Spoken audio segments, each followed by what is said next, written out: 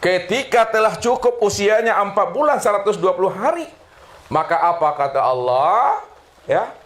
Summa sawahu wa nafaha fihi min ruhi. Apabila telah aku sempurnakan kejadian dirimu, telah aku buat jasmanimu, kata Allah, wa nafahtu fihi min ruhi. Nah, nih kata Allah, wa nafahtu fihi min ruhi.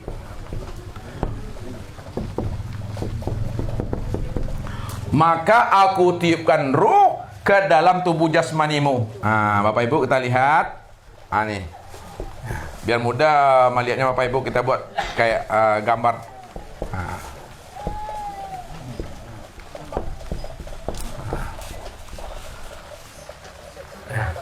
Kira-kira Bapak Ibu gambar model itu untuk memudahkan paham saja. Ketika telah berusia 4 bulan 120 hari, apa kata Allah? Fa iza sawaituhu wa nafakhtu fihi min ruhi. Maka aku tiupkan ruh itu, diri yang batin. Lihat.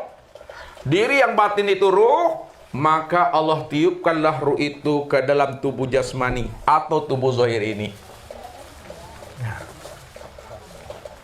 Ketika ruh itu telah ditiupkan ke dalam tubuh jasmani, ya, pada saat ruh itu Bapak Ibu, ya, pada saat ruh itu sudah meliputi sekalian batang tubuh dan memenuhi sekalian rongga batang tubuh, maka disebut ruh itu namanya dengan nyawa.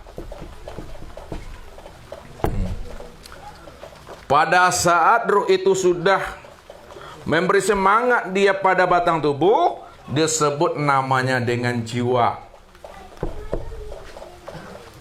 Ketika ruh itu, ya, sudah turun naik, keluar masuk melalui batang hidung, maka disebutlah namanya dengan napas.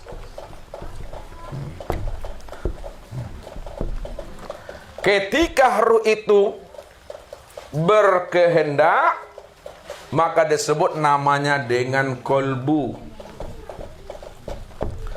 Ketika ruh itu berkeinginan, maka disebut namanya dengan nafsu. Kalaulah keinginannya itu condong kepada kebaikan, maka disebut namanya dengan mutmainah. Apabila keinginannya condong kepada kejelekan atau kejahatan, maka disebut namanya dengan amarah. Apabila keinginan itu kadang baik, kadang tidak, maka disebut namanya dengan lawama. Lawama. Ketika dia telah berusaha, maka disebut namanya dengan ikhtiar. Ketika dia telah berpikir, disebut namanya dengan akal. Ketika dia telah yakin dan percaya, disebut namanya dengan iman. Ketika dia telah mengenal Allah, disebut namanya dengan arif billah. Ketika dia telah mendengar, maka disebut namanya dengan sama. Ketika dia telah melihat, disebut namanya dengan basar. Ketika dia telah berkata, disebut namanya dengan kalam. Ketika dia mengetahui, disebut namanya ilmu. Ketika dia punya kekuatan, disebut namanya dengan kudrat. Ketika dia punya keinginan, disebut namanya dengan iradat. Ketika dia hidup, disebut namanya dengan hayat. Inilah yang disebut nama ruh sesuai dengan situasi dan kondisinya.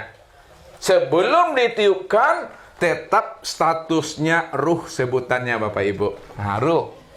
Tapi kalau dia sudah mengambil bahagian di dalam batang tubuh ini, maka berganti pula namanya sesuai dengan situasi dan kondisinya. Artinya, nyawa, jiwa, napas, kolbu, nafsu, mutmainnah, amara, lawama, ikhtiar, akal, iman, arbila, sama basar, kalam, ilmu, qura, iradat, ayat, itu sebenarnya adalah ruh. Tuh ruh tuh.